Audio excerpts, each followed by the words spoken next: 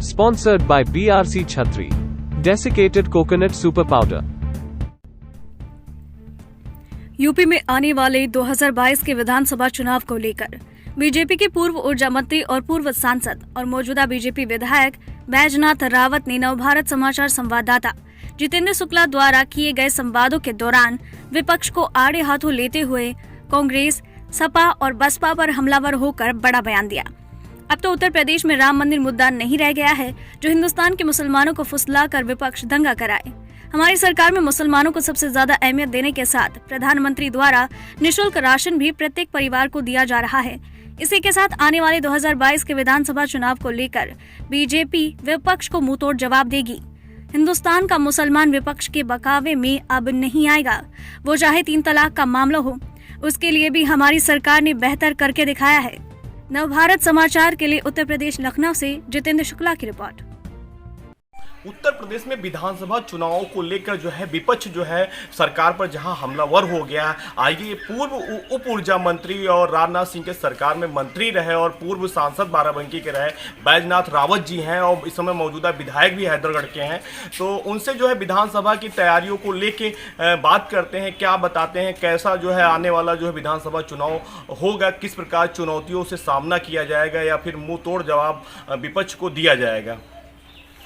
उत्तर प्रदेश के विधानसभा चुनाव को लेकर विपक्ष का हमलावर होना स्वाभाविक है, एक उनकी प्रक्रिया है। ये भी हो सकता है कि तीनों दल एक एलायंस भी बना ले।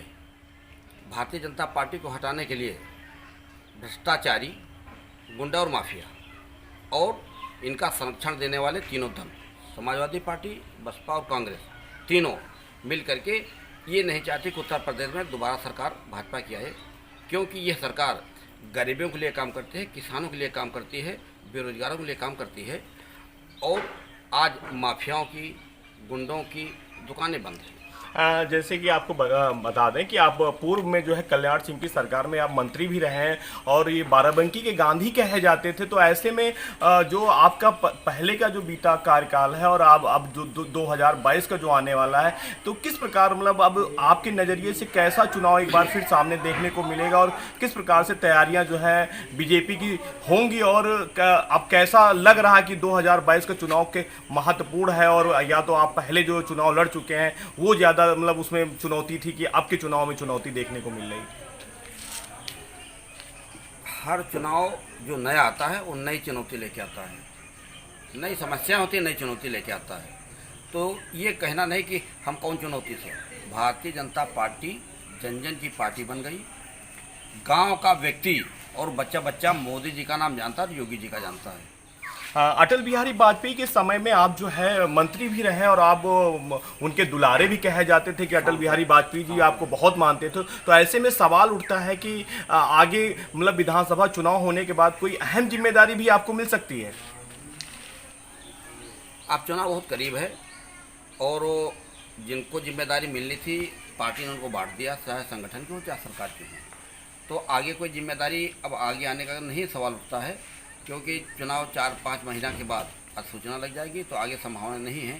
लेकिन पार्टी ने जो हमको जिम्मेदारी दी है 5 साल के लिए विधायक के रूप में, यही बहुत बड़ी जिम्मेदारी है। इसको बाखूबी निर्वहन करना ही बहुत बड़ी चुनौती है।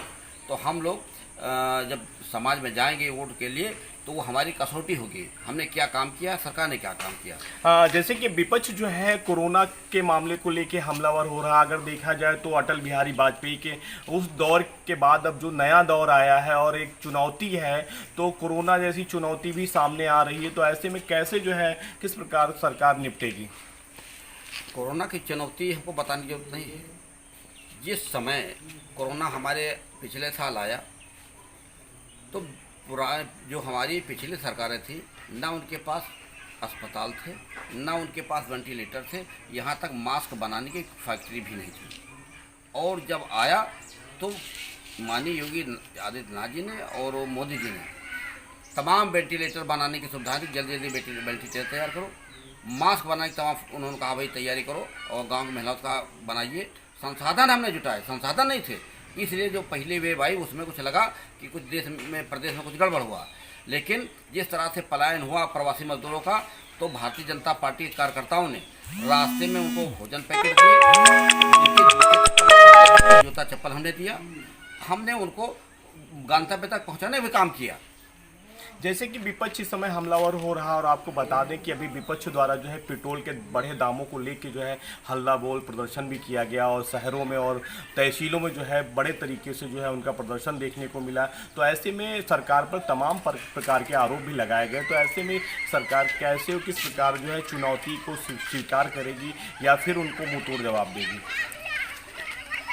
पेट्रोल बढ़ना उनका एक बहाना है केवल। एक समय जब कांग्रेस सरकार थी तो इससे ज़्यादा रेट से, आज से 10 साल पहले, तो सिर्फ उनको एक मुद्दा बनाना कि पेट्रोल महंगा, पेट्रोल महंगा। पेट्रोल की महंगाई से ना तो पेट्रोल पंपों की बिक्री घटी है कि महंगे के कारण हमारा व्यक्ति उसको इस्तेमाल नहीं कर रहा। पेट्रोल पंपों से साफ जाहिर जो बिक्री पेट्रोल पंपों की थी वही डीजल पेट्रोल बिक्री है। इससे उपभोक्ता को कोई असर नहीं लगता कि महंगाई से उसके कारण उसको दुख तो राजनीति करने वाले राजनेताओं को है। और जब हमारी कारों की बिक्री नहीं घटी, हमारी मोटरसाइकिल बिक्री नहीं घटी, हम कैसे मान लें कि पेट्रोल डीजल के दाम ज़्यादा बढ़े? जब हमारे प्रदेश के किसानों का, लोगों का जीवन स्तर इतना ऊंचा, इतना खुशहाली का है कि पेट्रोल की महंगाई वक्ती है, हम विदेश से लाते हैं, ये माने नहीं रखती। अगर उसका प्रभाव होता तो मोटरसाइकिलों की बिक्री कम पड़ जाती, कारों की बिक्री कम पड़ जाती, या पेट्रोल पंप पे डीजल की बिक्री कम पड़ जाती। हमारा उपभोक्ता उतना उपभोग करता है। तो ये बहाना मात्र है। और व्यक्ति के जेब में जो सम्मान निधि का साल में 6,000 रुपया जाता है, ये उसकी संपन्नता की निशानी। तो ये अगर 5 रुपये डीजल महंगा है, पेट्रोल महंगा, तो रोजाना अरे प्रतिदिन व्यक्ति इस्तेमाल नहीं करता, थोड़े लोग जो प्रतिदिन करते हैं, बाकी कभी हफ्ता 10 दिन में किसान जाता। तो पेट्रोल की महंगाई नहीं, निःशुल्क राशन उसके दिमाग में है और किसान के सम्मान निधि उसके सामने है, और जो मजदूरों को हम 1,000 रुपये से खाते में भेजते ये उसके निगाह में है। तो ये महंगाई तो एक विषय जो हम बाहर से खरीद महंगा मिलेगा, महंगा बिकेगा, ये है। इससे जनता जनमानस में ना इसका कोई फ़र्क है और ना इसका चुनाव कोई फ़र्क पड़ने वाला है। हाँ, जैसे अभी हल्ला बोल प्रदर्शन के दौरान सपा के पूर्व कैबिनेट मंत्री द्वारा जो है सीधे हमलावर होकर कोरोना में जो है सरकार पर आरोप लगाया गया कि ये मतलब बीजेपी सरकार में मौतों का सिलसिला जारी रहा और कोरोना के चलते बहुत लोग जो है उनका इलाज नहीं हो पाया, उनकी मौतें हुई। तो ऐसे में क्या सरकार द्वारा क्या जवाब उनको दिया जाएगा और आगे कैसी जो है व्यवस्था होगी? इस मामले में हम केवल इतना पूछना चाहते हैं कि उत्तर प्रदेश सरकार 2017 में 5 साल, इससे पहले समाजवादी पार्टी की सरकारें थी और बसपा की सरकारें थी, उनको सब खराब दिखाई पड़ता है। हम ये जाना है, सत्ता के भागीदार लोग केवल 5 साल से सत्ता से बाहर हैं। जब कोरोना काल आया तो इस संकट में जनता की मदद करने के लिए समाजवादी पार्टी, बहुजन समाज पार्टी सड़कों पर क्यों नहीं आई मदद करने के लिए? उनको केवल कमी दिखती। भारतीय जनता पार्टी का एक एक कार्यकर्ता सड़कों पर था, घर का बनाया खाना लोगों को खाना देते थे और उनको गंतव्य पर पहुंचाते थे, और ये काम वो भी कर सकते थे। उन लोगों ने ये काम नहीं किया, तो केवल आलोचना उनके हाथ में है। वो सत्ता के हिस्सेदार थे, भले विपक्ष में हैं, लेकिन बढ़ चढ़ के गरीबों को मदद करने वाले थे। जो पीड़ित प्रवासी मजदूर जाते थे उनको कहीं पहुंचाने का काम करते थे, कुछ उन्होंने नहीं किया, केवल आलोचना मात्र है। तो जो पीड़ित कोरोना वाले हैं वो भारतीय जनता पार्टी के जो व्यवस्थाएं की, योगी जी ने जो इलाज के लिए व्यवस्था की, खाने की व्यवस्था की, उससे पूरी तरह से कोरोना के मरीज भी संतुष्ट हैं। देखिए, लगातार जो है अगर देखा जाए जो विपक्ष हमलावर हो रहा सरकार पर, तो विधायक और पूर्व उप ऊर्जा मंत्री या फिर अटल बिहारी वाजपेयी के जो है लाडले और गांधी कहे जाने वाले बैजनाथ रावत जी ने जो है मुंह तोड़ तरीके से जो है जवाब दिया है 9 भारत समाचार के लिए। उत्तर प्रदेश लखनऊ से जितेंद्र शुक्ला। चुनाव 4-5 महीना के बाद अधिसूचना लग जाएगी तो आगे संभावना नहीं है, लेकिन पार्टी ने जो हमको जिम्मेदारी दी है 5 साल के लिए विधायक के रूप में, यही बहुत बड़ी जिम्मेदारी है। इसको बाखूबी निर्वहन करना ही बहुत बड़ी चुनौती है। तो हम लोग जब समाज में जाएंगे वोट के लिए तो वो हमारी कसौटी होगी, हमने क्या काम किया, सरकार ने क्या काम किया। जैसे कि विपक्ष जो है कोरोना के मामले को लेके हमलावर हो रहा, अगर देखा जाए तो अटल बिहारी वाजपेयी के उस दौर के बाद अब जो नया दौर आया है और एक चुनौती है, तो कोरोना जैसी चुनौती भी सामने आ रही है। तो ऐसे में कैसे जो है किस प्रकार सरकार निपटेगी? कोरोना की चुनौती हमको बताने की जरूरत नहीं है। जिस समय कोरोना हमारे पिछले साल आया तो जो हमारी पिछली सरकारें थी, ना उनके पास अस्पताल थे, ना उनके पास वेंटिलेटर थे, यहाँ तक मास्क बनाने की फैक्ट्री भी नहीं थी। और जब आया तो माननीय योगी आदित्यनाथ जी ने और मोदी जी ने तमाम वेंटिलेटर बनाने की सुविधा दी। जल्दी जल्दी वेंटिलेटर तैयार करो, मास्क बनाने की तमाम उन्होंने कहा भाई तैयारी करो और गांव की महिलाओं का बनाइए। संसाधन हमने जुटाए, संसाधन नहीं थे, इसलिए जो पहली वेव आई उसमें कुछ लगा कि कुछ प्रदेश में कुछ गड़बड़ हुआ। लेकिन जिस तरह से पलायन हुआ प्रवासी मजदूरों का, तो भारतीय जनता पार्टी के कार्यकर्ताओं ने रास्ते में उनको भोजन पैकेट दिए, जूता चप्पल हमने दिया, हमने उनको गंतव्य तक पहुंचाने का भी काम किया। जैसे कि विपक्ष इस समय हमलावर हो रहा है और आपको बता दें कि अभी विपक्ष द्वारा जो है पेट्रोल के बढ़े दामों को लेकर जो है हल्ला बोल प्रदर्शन भी किया गया और शहरों में और तहसीलों में जो है बड़े तरीके से जो है उनका प्रदर्शन देखने को मिला। तो ऐसे में सरकार पर तमाम प्रकार के आरोप भी लगाए गए। तो ऐसे में सरकार कैसे और किस प्रकार जो है चुनौती को स्वीकार करेगी या फिर उनको मुंहतोड़ जवाब देगी? पेट्रोल बढ़ना उनका एक बहाना है केवल। एक समय जब कांग्रेस सरकार थी तो इससे ज़्यादा रेट थे, आज से 10 साल पहले। तो सिर्फ उनको एक मुद्दा बनाना कि पेट्रोल महंगा, पेट्रोल की महंगाई से ना तो पेट्रोल पंपों की बिक्री घटी है कि महंगे के कारण हमारा व्यक्ति उसको इस्तेमाल नहीं कर रहा। पेट्रोल पंपों से साफ जाहिर जो बिक्री पेट्रोल पंपों की थी वही डीजल पेट्रोल बिक्री है। इससे उपभोक्ता को कोई असर नहीं लगता कि महंगाई से उसके कारण उसको दुख तो राजनीति करने वाले राजनेताओं को है। और जब हमारी कारों की बिक्री नहीं घटी, हमारी मोटरसाइकिल बिक्री नहीं घटी, हम कैसे मान लें कि पेट्रोल डीजल दाम ज़्यादा बढ़े? जब हमारे प्रदेश के किसानों का, लोगों का जीवन स्तर इतना ऊंचा, इतना खुशहाली का है कि पेट्रोल की महंगाई वक्ती है, हम विदेश से लाते हैं, ये माने नहीं रखते। प्रदेश के किसानों का, लोगों का जीवन स्तर इतना ऊंचा, इतना खुशहाली का है कि पेट्रोल की महंगाई वक्ती है, हम विदेश से लाते हैं, ये माने नहीं रखती।